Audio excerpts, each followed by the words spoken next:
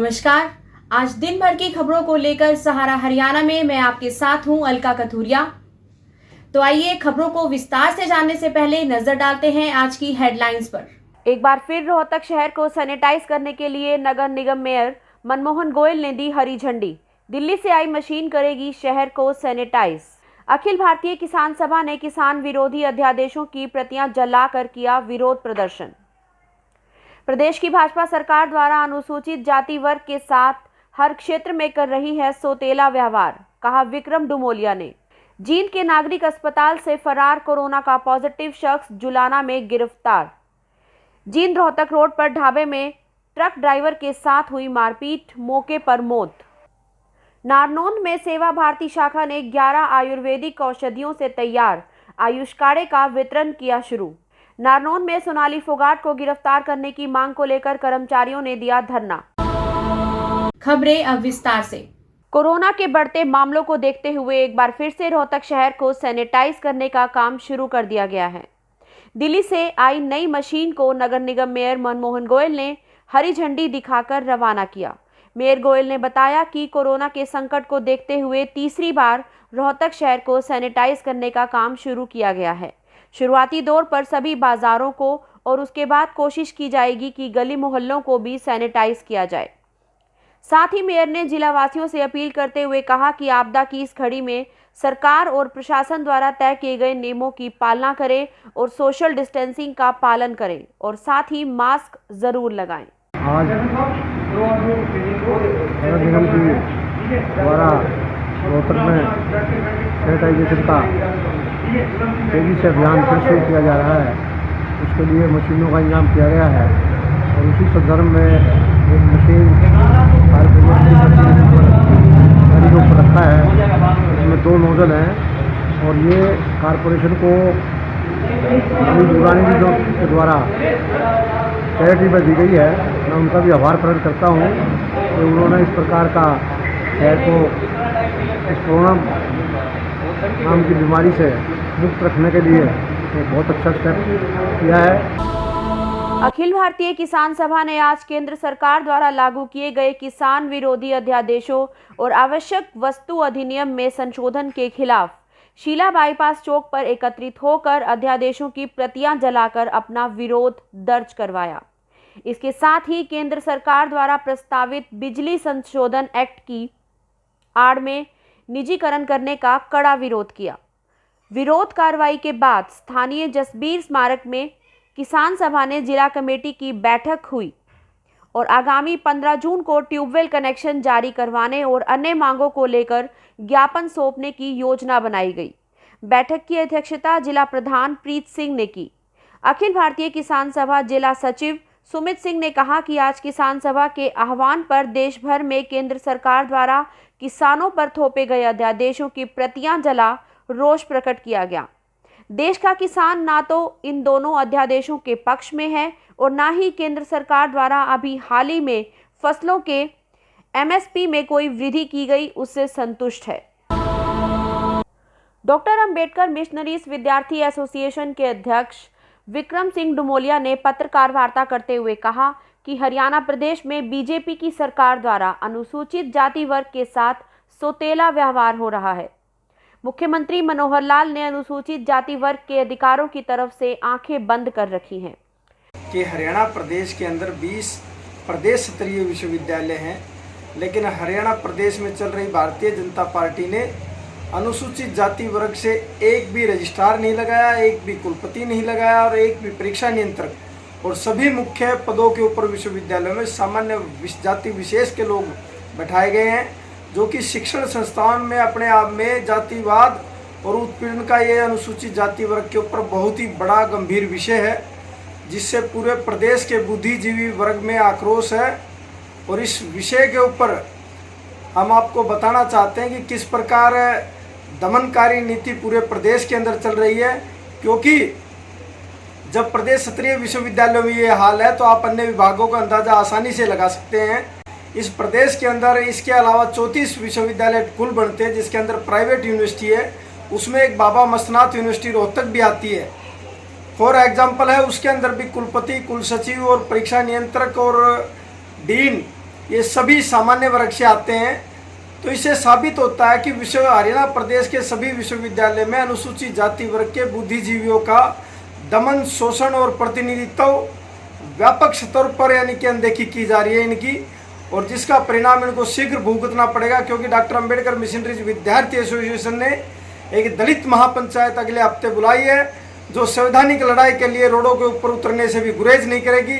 क्या तो प्रदेश सरकार होश में आ जाए। हमने INLD के जो चौधरी अभय सिंह चौटाला जी है, उनके भी संज्ञान में ये मामला डाला है कि प्रदेश में इस मुद्दे को आप विधानसभा में उठाइए। तो उन्होंने भी आश्वासन दिया है कि प्रदेश में किसी भी जाति वर्ग विशेष के साथ अन्याय नहीं होने दिया जाएगा और उसकी आवाज़ मजबूती से उठाई जाएगी। पूरे देश और प्रदेश में कोरोना का कहर बढ़ता जा रहा है। ऐसे में लापरवाही लोगों की जान के साथ खिलवाड़ कर सकती है। एक जेल में विचाराधीन आरोपी, जिसे जुलाना पुलिस ने एक केस में गिरफ्तार किया था और जेल भेजा था, इस युवक के मेडिकल जांच 6 जून को करवाई गई थी और इसकी रिपोर्ट 8 जून को आई, जिसमें ये कोरोना पॉजिटिव मिला। उसके बाद जुलाना थाने से लेकर जेल तक पुलिस कर्मचारियों को क्वारंटाइन करना पड़ा। इस आरोपी को 8 जून को ही जींद के सरकारी अस्पताल में दाखिल कर दिया गया और इसका इलाज शुरू किया गया, लेकिन 9 जून को ये अस्पताल से मौका पाकर खिड़की से कूद गया, जिसके बाद जिले की पुलिस और स्वास्थ्य विभाग सकते में आ गए और इस युवक की तलाश की जाने लगी। देर रात इसे जुलाना हांसी मार्ग से जुलाना पुलिस ने दोबारा गिरफ्तार कर लिया। National highway number 352 Jind Rohtak road flyover के पास स्थित एक ढाबे में खाना खा रहे 2 ट्रक ड्राइवर पर कुछ लोगों के साथ हुए झगड़े में एक शेरा नामक ड्राइवर की मौत हो गई और हमलावर शेरा के भाई को बंधक बनाकर होटल में ही छोड़ गए, फरार हो गए। सूचना मिलते ही पुलिस मौके पर पहुंची और मामले की जांच में जुट गई। पुलिस ने मृतक के भाई के बयान पर हत्या का मामला दर्ज कर जांच शुरू कर दी है। जींद से जयवीर सिंधु की रिपोर्ट। पंजाब का प्रवीण की गाड़ी चलाता हूँ। जहाँ आया था प्रवीण लगे आया था, खाना खाने लगे, बस जहाँ मारा पीटी कर दी इसने। दिन में या रात को? रात को। अच्छा, फिर मेरे भाई को मार दिए इन्होंने, मेरे चोटे मार दी। रात को मारा है? हाँ जी। कौन कौन थे? एक प्रवीण था, तो 3 प्रवीण के आदमी थे। एक तो ये होटल वाला चाय वाला। क्या मारा है? राड मारी? क्या डंडे बिंडे थे इतने मोटे मोटे। अच्छा, यही पिटा इसमें? हाँ जी। कब आए थे आप यहाँ? कल शाम को, रात को। ये प्रवीण की गाड़ी पर ड्राइवर और कंडक्टर थे, जो कल यहाँ आए हुए थे। इस ढाबे के ऊपर खाना खा के ये सोए हुए थे, जहाँ पर प्रवीण ने और उसके अन्य साथियों ने के साथ मारपीट की। मारपीट करने में एक की जो मृत्यु हो चुकी है और दूसरा ये बंधक बनाकर इसके हाथ बंधे हुए थे, जो पुलिस को सूचना मिलने पर यहाँ पहुँचे हैं। तो मृतक का नाम क्या था सर? कहाँ के रहने वाले थे? मृतक का नाम अभी शेरा सन ऑफ सुखा, कपूरथला जिले का रहने वाला है। अब जो ये इसका साथी यहाँ मिला है, जो बंधक बना रखा था, इसकी स्टेटमेंट लेंगे और जो ये स्टेटमेंट देगा उसके अनुसार कानूनी कार्रवाई की जाएगी। कोरोना महामारी के बीच 10 जून से सेवा भारती शाखा नारनौंद ने लोगों की रोग प्रतिरोधक क्षमता बढ़ाने की अभियान शुरू कर दी है। इसी संदर्भ में सेवा भारती नारनौंद ने आज शहर में पुराना बस स्टैंड और सरकारी अस्पताल के सामने 11 आयुर्वेदिक औषधियों से तैयार आयुष काढ़े का वितरण किया। सेवा भारती के कार्यकर्ताओं ने बताया कि अभी तक कोरोना बीमारी का कोई इलाज नहीं है, सिर्फ शरीर की रोग प्रतिरोधक क्षमता से ही इसे बचा जा सकता है। ये काढ़ा शरीर में रोगों से लड़ने की ताकत को बढ़ाता है, जिससे हम कोरोना जैसी महामारी या कोई भी बीमारी से बच सकते हैं। उन्होंने बताया, यहाँ नारनौंद में हमने सेवा भारती हरियाणा प्रदेश शाखा नारनौंद की तरफ से काढ़ा वितरण कार्यक्रम किया है। ये आयुष काढ़ा है, आयुष मंत्रालय द्वारा ये प्रमाणित है और जितने भी आइसोलेशन सेंटर में पेशेंट एडमिट हैं या फिर जो कोरोना के पेशेंट हैं, उनको आयुर्वेदिक काढ़ा ये दिया जा रहा है वहाँ पे, और इसके बहुत अच्छे रिजल्ट आए हैं आयुष मंत्रालय की तरफ से। और इस काढ़े को क्या है, इससे इम्यूनिटी बढ़ती है हमारे शरीर की। अगर इम्यूनिटी बढ़ेगी तो कोई भी वायरस है, बैक्टीरिया है, वो ज़्यादा इफेक्ट नहीं कर पाएगा, क्योंकि अगर रोग प्रतिरोधक क्षमता किसी की बढ़िया है तो बीमारियां कम लगेगी। इसका मकसद ये है। दूसरा, जैसे हमारे प्रधानमंत्री जी ने आह्वान किया है कि हमें आत्मनिर्भर बनना है, और जो लोकल है उसको वोकल बनाना है। जो हमारी प्राचीन चिकित्सा पद्धति है वो आयुर्वेद है और आयुर्वेद को हमने वोकल बनाना है और पूरे संसार में फैलाना है।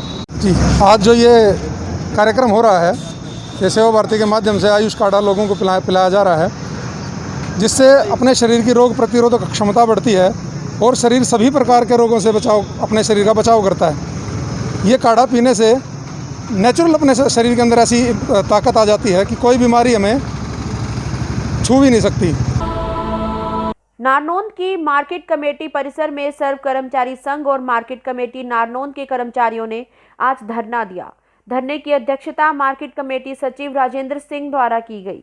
मार्केट कमेटी सचिव राजेंद्र सिंह ने कहा कि हिसार मार्केट कमेटी सचिव सुल्तान सिंह के साथ भाजपा नेत्री सोनाली फोगाट ने जो बालसमंद में मारपीट की है वो बहुत ही निंदनीय है। कर्मचारी नेता रोहतास शर्मा ने कहा, आज का जो हमारा धरने पर बैठने का मुख्य उद्देश्य ये है कि जो उसमें बालसमंद में जो घटनाक्रम हुआ है, अपनी मतलब तानाशाही दिखाते हुए सोनाली फोगाट ने हमारे कर्मचारी जो कि अधिकारी के तौर पर वहाँ बैठे थे और बढ़िया ढंग से काम कर रहे थे, लेकिन अपनी बेवजह करते हुए सोनाली फोगाट ने उनके साथ चप्पल से घूसों से जो हमला किया है, हम उसकी इस स्टेज के माध्यम से कड़े शब्दों में निंदा करते हैं। और हम ये चाहते हैं कि जो दूध का दूध और पानी का पानी छाना जाए। अगर हमारे कर्मचारी का कसूर है तो उसको सजा मिलनी चाहिए, लेकिन ये तो सरासरी लात घूसों से और चप्पलों से मारना तो किसी को अधिकार नहीं है। अगर उसमें कमी थी तो उसके खिलाफ लिखित में कार्रवाई करते, दूध उसमें मतलब सच्चाई सामने आ जाती। लेकिन ये तो इसने तानाशाही, सोनाली फोगाट ने तानाशाही और बिल्कुल गुंडागर्दी का नमूना पेश किया है। नारनौंद से दीपक की रिपोर्ट। आज के बुलेटिन को यहीं समाप्त करते हैं। कल दिन भर की ताजा खबरों को लेकर आपसे फिर मिलेंगे। तब तक के लिए स्वस्थ रहिए, खुश रहिए। नमस्कार।